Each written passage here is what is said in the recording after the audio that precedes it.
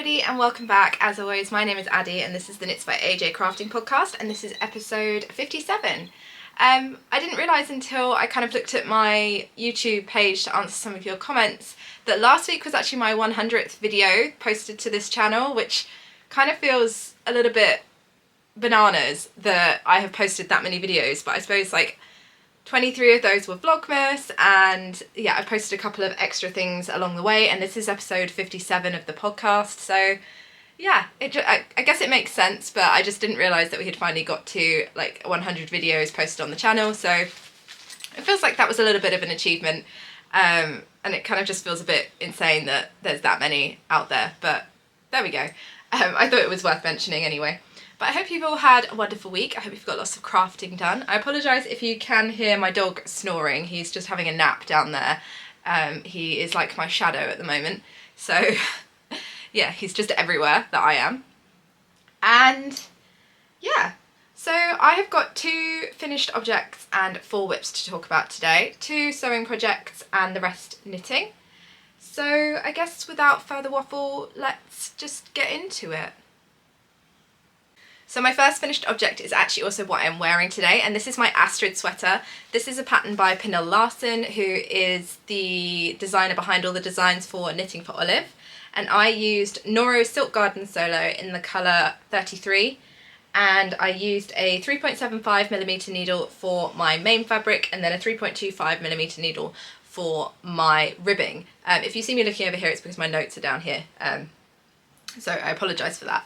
So I knit up size 1. I have about a 75cm chest, and this has given me a fair amount of positive ease. I think there's about 30cm of positive ease in here.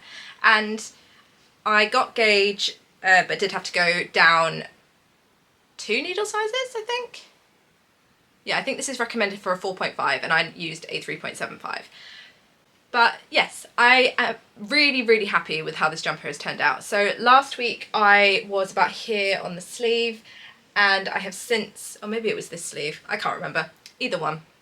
And I have since obviously finished both of the sleeves, and I've got this washed and blocked. It took a long time to dry, but I think that might be because I'm kind of basing it on the amount of time a couple of other jumpers that I washed recently took to dry, but the weather was definitely a lot warmer back then, so you know, we've gone back into another bit sort of like a cold streak, and so this did take a fair while to dry. So I was obviously still working on the sleeves. I didn't have any breakages in the yarn whilst I was knitting the sleeves, which was a much more pleasant experience than when I was knitting the neckband. If you want to hear about my woes with the neckband, you can go back and watch last week's episode if you haven't already. And then obviously I progressed onto the ribbing. There are some gentle decreases in these sleeves. My decreases look a little bit different to the ones in the pattern because I misread the pattern. So there's supposed to be like a 9-round decrease in these. 9-round decrease? No, 9-round repeat for the decreases in this pattern, and I misread it, and I thought that for some reason thought I had read knit 9 rounds and then decrease, and so there is one more round each repeat in my sleeves. So that meant that I have got a much more gradual decrease, and my last decrease is like right at the end of the stockinette just before I went into the ribbing, which worked out nicely because it means that like I just went straight into my ribbing. I was like, oh, okay, I don't need to knit any additional stockinette, but I do think I kind of lucked out on that, and it could have ended up that my sleeve had been way too long and I'd have to pull it back. So yeah, I didn't really actually realise that I had misread that bit of the pattern until I was like halfway down sleeve 2, and I was sort of thought, oh, I'll just go back in. And then I realised, I was like, oh, okay. But to be honest, I'd already knit one sleeve by then, so I just knit this one to match, and it doesn't really seem to matter, to be honest. Like, it's 1 round, it's not like my sleeves are ridiculously long. So yes, I'm very happy with how this has turned out. I think the yarn has blocked out really nicely. It's got some lovely drape. The bottom hem looks absolutely lovely. I'm really happy with how it's turned out. I think it's just given it the sort of extra bit of interest for a very sort of basic stockinette sweater, for a very basic stockinette jumper. So if I try and show this to you, I will also get some B-roll, but I'll show it to you now as well. So this is what the bottom hem is looking like. So there's a nice bit of, oh, I'm still not tall enough. So there's a nice sort of like dipped hem going on. So the back is lower than the front. And I really like how this curve goes up but doesn't go up too much, so you can't see like an awkward bit of the t-shirt that I've got on underneath. Oh. I don't know why I do this when I sit on my feet and then my feet go completely numb. But yes, I'm very, very happy with how this has turned out. I think the sleeves are the perfect length. They're kind of like at the point where they are not like making an annoying draft down my sleeve, but they're not covering my hands. And I think this is kind of like my preferred sleeve length, to be honest. I like a slightly longer sleeve. So, final thoughts. I think the pattern was a really, really lovely pattern to work from. I think it was really clearly written. It's very kind of basic. If you're a beginner and you're looking for something that's got a little bit more sort of wordage to it, that's going to hold your hand a little bit more, then I wouldn't necessarily go for this as your first project, especially since it also starts with a lot of short rows and things. So if you're not all that confident in it, then in doing that, then maybe it's not like the pattern for you straight away. But other than that, it's very easy to follow. It's pretty sort of simple knitting once you get through all of the short rows. And yeah, I would definitely recommend the pattern. I think it is a lovely pattern to knit up. I think it's going to be really wearable. I think it's going to fit into my wardrobe really well. I think the sort of ever so slight crop of the body and that curved hem is going to make it really wearable with dresses, and I love it with my jeans, and I'm going to try it out with my like baggy lane pants as well. I think it's going to be really nice with those. So I think it's going to fit really well into my wardrobe. So definitely would recommend the pattern. The yarn, on the other hand, I don't think I would use it again. I did obviously have quite a lot of problems with it. I found at least one knot in every single of the one of the 10 skeins that I had. And I know for a lot of people that's fine, it's not a problem, like you get knots in yarn, it's not the end of the world. But for me, I found it quite jarring when I was knitting, like it would just disrupt the flow. And this was quite a nice like meditative knit for the most part. Like it was just very straightforward. It was supposed to be an easy breezy stockinette pattern, and that just kind of just made it a little bit sort of frustrating to knit, because I would just get into the flow of it and then I'd find another knot and I'd have to like undo the knot, make an end, join in another bit of yarn, that kind of thing. And I also think it's just quite disappointing for the fact that this is kind of supposed to be quite a premium yarn, and you lose a fair bit of yardage doing the like dealing with the knots, because obviously you have to like leave an end and then leave another end, and so you lose a fair bit of yarn. I mean, not a lot, but it's just, I just find it frustrating, to be honest, especially since in every single one of the 10 skeins I found at least one knot. Some of them there were like 2 or 3.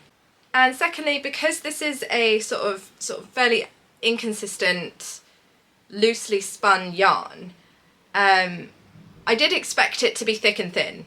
I knew that going into it, but I didn't expect it to get to the point where it was so thin at points that it just broke whilst you would, like, I wasn't putting a lot of tension on the needle or anything. It just broke as it was wrapping around the needle. That I found quite frustrating, because I was sort of like, well, this bit of yarn is just unusable. And so yeah, it had its frustrating points. But in contrast to that, I do think it is a lovely yarn to wear. It's 45% mohair, 45% silk and 10% wool. And I get no itch factor from this whatsoever. I've been wearing this for, well, it's currently 20 past 11 and I've been wearing this since I got up this morning. So it's been on me for like a good sort of 4 or 5 hours now. And I don't feel itchy at all. I don't feel prickly. I don't notice the mohair, and I am quite sensitive to mohair. So the silk and the wool content there is doing a really good job of kind of mellowing that out and making it really, really pleasant to wear. It's also quite warm in here, so I would think if I was wearing just like a wool and mohair jumper, like a double-stranded jumper, then I think I probably would be kind of feeling that mohair, but in this I'm not at all, and I've only got a like camisole on underneath this, so I think it's a really, really good yarn to wear, and it has lovely drape. I think the colour is wonderful.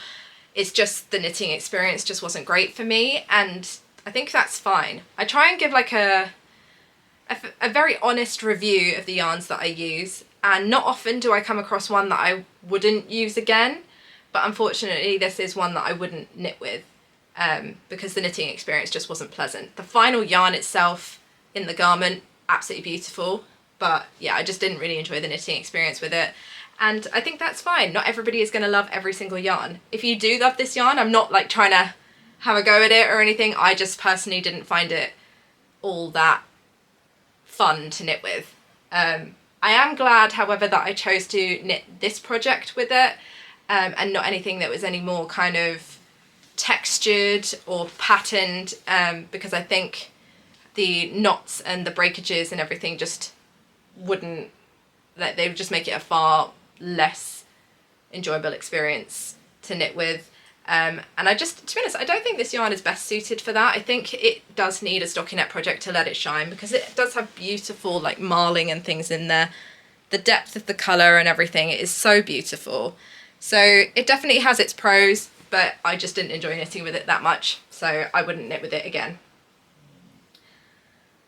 It also sheds a lot. Whilst I was knitting it, I was constantly covered in like bits of green fuzz, but I guess that's the mohair content, and maybe that's just because I don't knit with a lot of mohair, that I don't really experience that much. But yeah, I was just constantly like covered in bits of green, although maybe it was like, I don't know how, it's like these sort of endy bits here. This is what was sort of shedding on me. So maybe it wasn't even the mohair, but yeah, there was that also to kind of take into account whilst working with it. But nevertheless, I cast this on February the 21st and I cast it off on March the 23rd. So this was on my needles for a grand total of 30 days. So really not very long at all. It really did just fly off the needles. It was very quick to knit up. And costing wise, the pattern cost me £5.59. Each ball of yarn cost around about £5.99.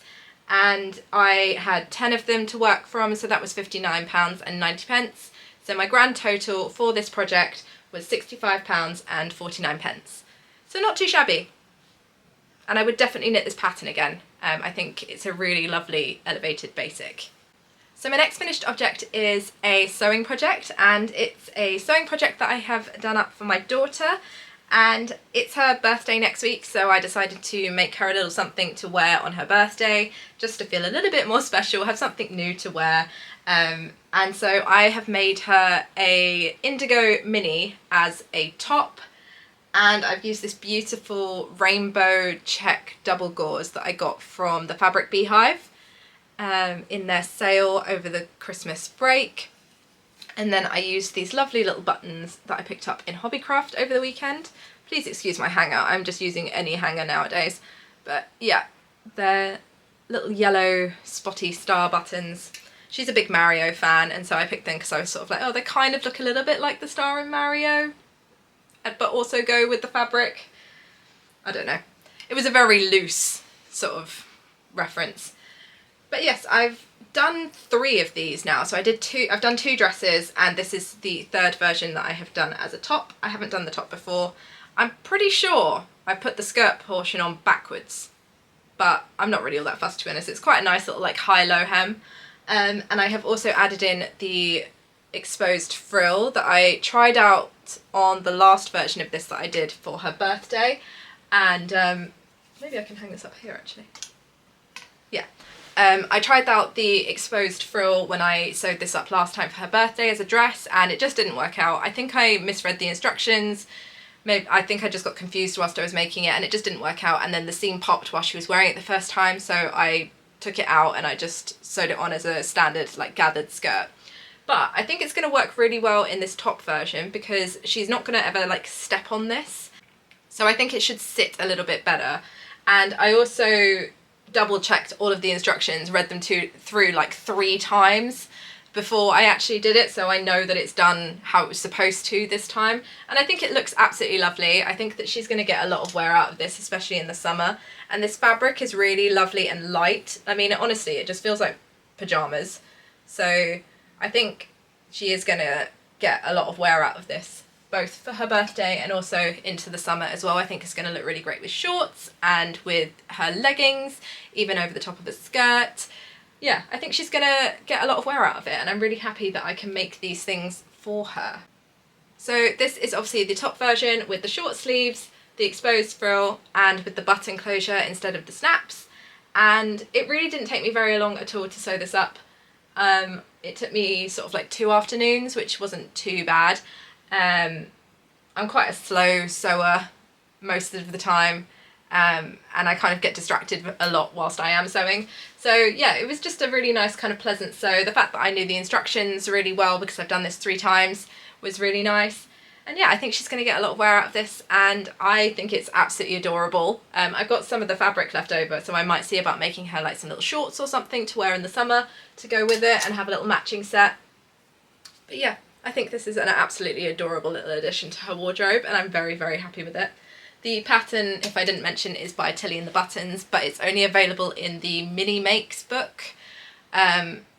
It's not available as like a standalone pattern, but I would recommend that book. It has got lots of lovely patterns for kids, and I am going to be making a couple of other things out of it as well. But to be honest, I've already made 3 of that dress, so I feel like it's kind of already paying off. And so that is all of my finished objects for this week.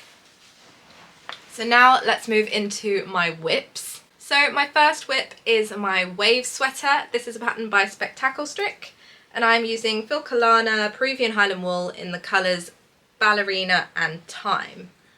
And last week, where was I last week with this? Last week I was umming and ahhing about the sleeve, I think. I can't really remember what I was umming and ahhing about, to be honest, but I was wondering whether or not I wanted to block it, and I did decide to block it, and I put it in the water as soon as I finished filming. So this hasn't had a huge amount of work done on it this week because it did spend quite a lot of time drying. But I have finished up the sleeve, so this is where so all of the yoke is blocked and up to here on the sleeve. So I did this much. Did I put a marker in? Oh, I did. So yes, this is the marker for where I was last week, and so I have finished up the sleeve and I started the ribbing, but I kind of got to the point where I finished this ball of yarn and was like, oh hang on, I need to add in another ball of yarn. And then whilst I was doing that, I was sort of like, oh hang on a minute, I've tried this on at the point that it was at, and the sleeve is quite long, but then I thought I didn't have a neckband on it, and usually I would do the neckband and then do the sleeve, but I wanted to check what the numbers were looking like for the sleeve and whether or not my yoke depths had worked out, because I am converting this from a raglan into a drop shoulder. So yeah, I wanted to double check the sleeve, and so I did that first, but I hadn't done the neckband. So then I thought, oh hang on a minute, before I add in any more yarn to this sleeve and complete the ribbing, I'm going to add the neckband on so that I can see how it's actually looking with a neckband on it, because sometimes it does pull the jumper up. The neckband was sitting quite wide once I had put the sleeve on, and so I wanted to double check what it was going to be like once it had the ribbing knit onto it as well. So I also picked up for the neckband this week, and I decided to go down to a 4mm needle. So the pattern recommends using a 4.5 and a 4mm needle for this pattern, but I had to go up a needle size to a 5mm for the like main body of this jumper. But I decided to go down to a 4mm for my ribbing. First of all, because I've changed the ribbing from half twisted rib to just standard 1x1 rib, and I always find that half twisted rib knits up tighter and it doesn't have as much stretch. And so I kind of wanted to kind of counteract that with going down another needle size. Also, I just don't think that my ribbing looks that neat on a 4.5mm needle, especially not with this yarn. And so I decided that I was just going to go down to a 4 because I know that my ribbing would look a little bit neater, and it would really pull that neckline up a little bit because it was sitting quite wide before. So I picked up stitches. I picked up every 4 in 5 stitches along the edge of the neckband, and then I picked up every stitch for my cast on at the front and every stitch for my cast on at the back. And that gave me 84 stitches for my neckband, which is slightly less than what the pattern states. But like I say, I think I'm going to have enough stretch there, and to be honest, I kind of just picked up as many as I could. I think if I did try and pick up any extra stitches, then my neckband would just look funny and it would just wave. But I will kind of probably end up blocking this once I've finished the neckband, just to double check what it's looking like and making sure it's not bunching anywhere. I mean, it doesn't look like it's bunching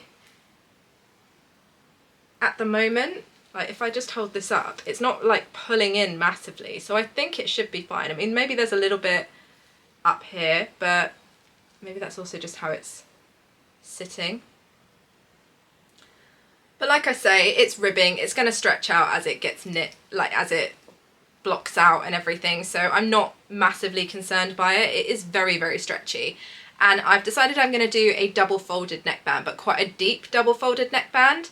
So I think I'm going to go for about 4 inches 10 centimeters of 1x1 ribs. So that will give me a like 5 centimeter or 2 inch fold on my neckband. This one is just under 2 inches, so it'll be just ever so slightly deeper than this one. And I think that will make it sort of pull up quite nicely, and it will make it sort of fit in with the deep ribbing that you get on the bottom of the sleeves and body on this as well. So it will all kind of look fairly intentional, and yeah, hopefully it kind of puts my mind at ease about the like sleeve length, because although these sleeves were long, I did kind of feel like I wanted to get to the end of this third wave on the sleeve, but obviously I've stopped just before you round it off here. But I would quite like to have ended up at the point where I had like 3 full waves. So if this does pull up the sleeve ever so slightly, then I will probably pull back the bit of ribbing that I've got, add the ball of green back in, and then round off the wave and then go into the ribbing. But to be honest, it was going to be like another like 2.5 centimeters on the end of the sleeve, and this was already looking quite long. It was already at the point where before I started the ribbing, it was about there. So that was, and there's like 7 centimeters of ribbing, so that was going to put it sort of like at the end of my hand. And although I think it would be fine, because obviously it wouldn't sit like that, it would be very long and very bulky because there's a lot of extra floats going on in here. So yeah, I just didn't know if I'd be happy with it, but I'm just going to just add on the neckband and see where we get to. So that is my progress for this week. There's not really been a huge amount of progress, to be honest, but now that I've got my Astrid off of the needles, that was like my main focus for this week. I am desperately gonna try and get this done, because I would like to have this done by the end of March. Like I said last week, I would like to get both of these off of the needles in March so that I can start something new in April, but I'm not gonna be up all night pulling all-nighters to try and get this done. It's just gonna have to be like work on it as much as I can and see how much of it I can get done before the end of the month. And then hopefully I should be able to get some wear out of it before it gets too warm, because this is quite a sort of bulky, heavyweight jumper. It's worsted weight, but obviously with all these floats in there, it's essentially like double layer worsted weight because the colourwork is all over. I don't know if you guys are interested in seeing my floats, but I'm going to show them to you anyway, now that it's blocked out, because I think they are really cool. So this is what the floats are looking like. To be honest, I think this jumper is currently looking as cool on the inside as it does on the outside. I think this is really fun, and I'm really glad that I didn't go with that intarsia on its own for the yoke and I stuck with stranded colourwork, because I think this is just so much fun. And then obviously the sleeve, and then it kind of all goes into chaos at the end of the sleeve where it hasn't been blocked. But yeah, like I say, I haven't been catching any of my floats, and although some of them are quite long, now they've blocked out, they are like sitting perfectly flat towards the back of the jumper, and I'm not worried about catching them. I've been like trying this on at multiple points, and not once have I caught my finger in any of the floats or like caught my watch in them or anything like that. So yeah, I'm not worried about that going forward. I think it's going to be perfectly fine.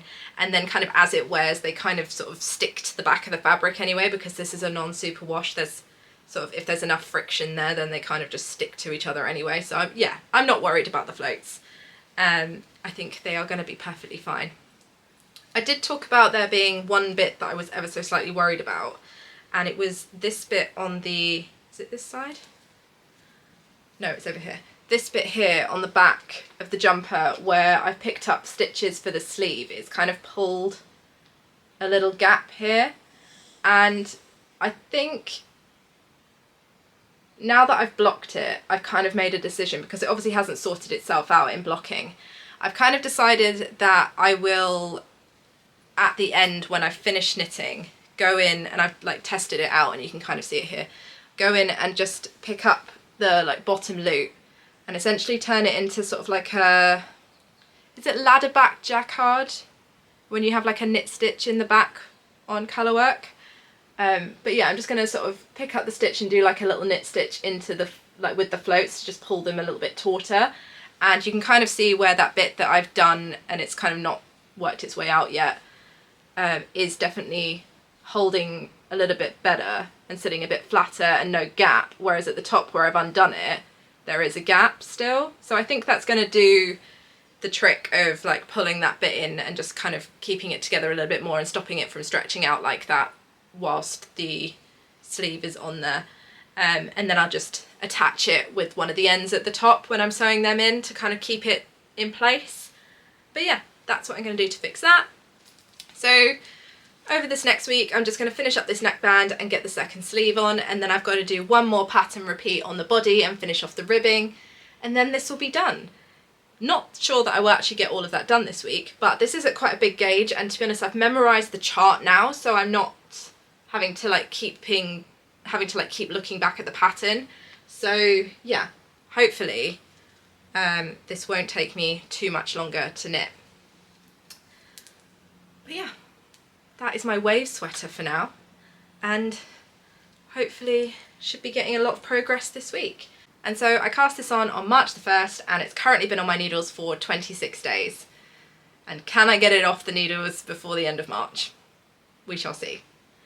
But yeah, so that's my wave sweater. And my next whip is a pair of socks. We're into sockland now. So the first of my sock whips is my COLORWORK Cuff Club socks for the month of March. And so last week I showed you that I had finished the first one, and I have now cast on the second one. So I have done the ribbing and I've done the COLORWORK, and I've done about 10 rounds of the leg. On this first one I did 30 rounds for the leg before doing the heel flap and gusset, so I'm just going to be working down the rest of the leg on this one. I forgot to mention, but this is a pattern by Summer Lee, and I am using a 2mm needle for all of my ribbing and COLORWORK, and a 2.25 for the rest of my sock. And the colours that I'm using are, the contrast colours are Rico Socks Neon in the colour yellow, and this green is the mini skein from the weekly advent that I got from Giddy Yarns this year, and this is from week 3. And the main skein is week 4 of that advent, which is called The Grinch. The Grinch's heart grew 3 sizes that day. It was all based on the story of the Grinch. And so this is my main skein. And I have been using these for knitting and walking this week, hence why they are on my Tom Dyson yarn holder, which was a really lovely gift in the podcast goodie bag that I got from East Anglia Yarn Festival, and it has really come in handy for knitting and walking. Just the fact that the yarn kind of can move freely as I'm walking along, and I can just pop my hand through the wrist strap. And yeah, it's been a really great knitting and walking project, especially since the weather sort of warmed up for a little bit, so it wasn't freezing cold and really unpleasant to knit and walk. So yeah, I've been really enjoying having this, and to be honest I quite like using this just when I'm sat on the sofa. It's quite nice to kind of just have it in your lap and not have your ball of yarn rolling around everywhere, especially since I am knitting from the outside of the ball and not the inside this time, so it does have the tendency to kind of wander off as I'm knitting. So yeah, this has really come in handy for knitting and walking and also sofa knitting. So big thank you to Tom Dyson, and I will link them down below as well if you did want to check out their stuff. They do loads of notions and buttons and all things like that, and they're all in loads of different types of wood. They had a really lovely selection at East Anglia, and yeah, I would definitely recommend. I did also pick up some of their buttons, which I showed in my East Anglia Yarn Festival vlog as well. So yeah, I'm just going to be working down the rest of sock 2 on this. I'm not prioritising these. I really want to get my jumpers off of the needles at the moment so I can get something new cast on. But yeah, that is my progress on my Colourwork Cuff Club socks for the month of March. I'm really interested to see what comes out in April, whether or not it's going to be like an Easter theme or we're going sort of a little bit more like springtime. So yes, those are my Colourwork Cuff Club socks for the month of March, and I cast these on March the 5th, so they have currently been on my needles for 22 days. So yeah, should just be flying down those now. So whip number 3 is also another pair of socks, and funnily enough it's another set of the Colourwork Cuff Club socks by Summer Lee, and these are the January chart. So I haven't really done a huge amount of work on these, so I'm just going to sort of fly through them. So this is what they're looking like. This is the marker for where I was last week. So I have finished up the gusset decreases and I've just started working on the foot. I've done nearly like 18 rounds on the foot, so really not that many at all. And yeah, I really like the design of these. I would like to get these finished fairly soon so that I can wear them, because I think that they are going to be a really lovely like spring summer sock, especially like popping out the top of my Converse or like wearing them with my Birkenstocks.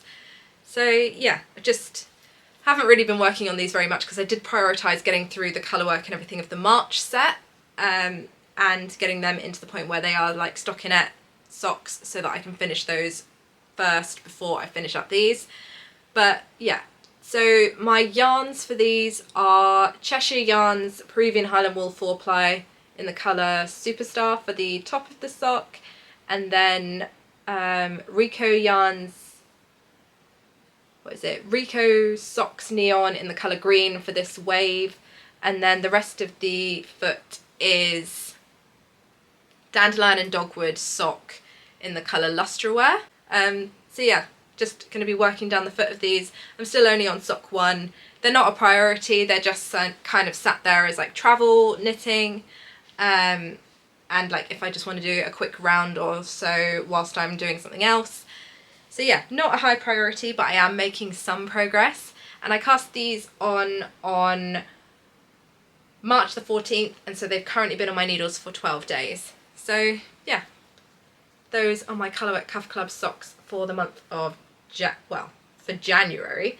Like I say, I'm just trying to work through and get some of the charts that I missed ticked off so that I can kind of work through the rest of them as they come out. So I've just got the rest of January to finish, and then I need to get started on December and February to catch up, and then I will have all of them.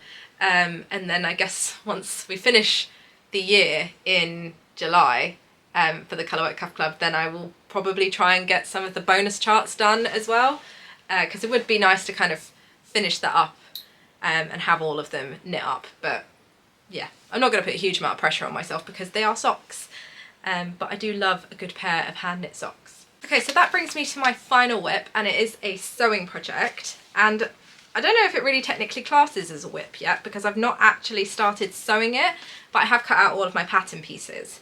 So I am going to be sewing up the Bestie Bag by Blackbird Fabrics, and I am going to do the medium view with the pleat with like the self strap, so the strap's going to be made out of the fabric, and I'm going to be using this red burgundy wine coloured corduroy, or is it a needle cord because it's a really fine corduroy?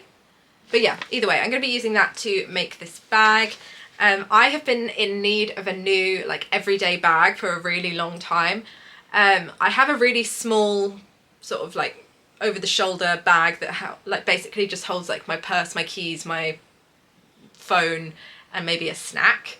But it doesn't have a lot of space in it, and we are now at the point, so my daughter is going to be 5 next week, and so we're really at the point where I don't have to carry like a like a full like changing bag. I haven't had to for years, but I do need a bag that's gonna be able to like put like a small water bottle in it and like snacks and my stuff, and then various other things that get handed to me like throughout the day, like her sunglasses. I always end up having those on me, or like whatever toy she's brought out with us or whatever. It would be nice to have a bag that I can fit all of that in, so that I don't have to have my like cross the body bag and then also a tote bag as well, just to be able to have a little bit more space and not have to carry anything extra.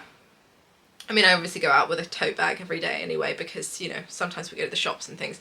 But either way, it would be nice to have a bag that just has a little bit more space in it. Especially, like, I found that I really wanted a slightly bigger bag whilst we were at East Anglia, because I had my camera with me as well. So if I ever take that out, then I just need a bit more space, essentially. And so I saw the Bestie bag and I thought, you know what, that looks perfect because it's over the shoulder, so I don't have to actually, like, physically carry it. And it's fairly sort of slouchy, so it's easy to sort of be a little bit more minimal when there isn't a ton of stuff in it, but it should have a lot of space. And it's also got inside pockets, which I really, really like. So yeah, I thought it was the perfect bag to make up to have as like an everyday bag. And yeah, I thought, I don't really want to buy a new bag. Bags are expensive and sometimes I kind of go off them quite quickly. So I thought if I make it, then I can make it to the exact kind of specifications that I want. So yeah, I'm going to give this a go and see how well it works out. So I have cut out all of my pattern pieces. I am just going to be using this like white sort of leaf print fabric for my lining, which I also picked up in Hobbycraft, but like a year or so ago. I made a tote bag out of this and I had a fair bit of it left over in my stash, so I thought that'd be really good for the lining.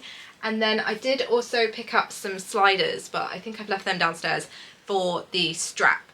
So yeah, I've decided to do the adjustable strap because I thought then at least I can kind of make it fit me how I want it to, and I can make it longer if I need to, that kind of thing, instead of just tying a knot in it, because I always find that really frustrating when I can't get it to the length that I want it to. So yeah, I'm going to do the adjustable strap with a pleat, and I'm doing the medium size. And yeah, so I'm going to hopefully try and get this sewn up this week, so that I can start using it, especially since we are now going out for like more family walks and everything. I don't understand how when we go for a family walk I end up with so much stuff to carry. We're just going for a walk, we're not even going anywhere, but I seem to just end up with everything. So it'd be really nice to have a slightly bigger bag to hold some of those things. So yeah, that is everything from me, sort of finished objects and whips wise. I did also do a fair bit of winding up of yarn this week. So obviously, because I finished my Astrid sweater, I am now looking to cast on something new so that I can have another jumper on the needles whilst I'm finishing up my waves, and then I will probably cast on yet another thing to try and work my way through my spring making plans, because I am desperate to have some of those in my wardrobe and start brightening it up a little bit after the like sludgy browns that I was knitting through and dark greens from winter. So I have caked up some of the Yarbo 2TR Ull that I had purchased for my Great Gingham, and I'm going to get going on swatching for this week as well, so that I can get this cast on fairly soon. And I am also going to swatch for the Charlie pullover by Mareka Knit in the BC Garn Simila Melange that I picked up as well, so that I can have these ready to go when I'm ready to cast on. I'm not sure which one I'm going to cast on first, to be honest, because the Charlie pullover will be more of like an easy breezy kind of stockinette pullover once I get through the collar, and the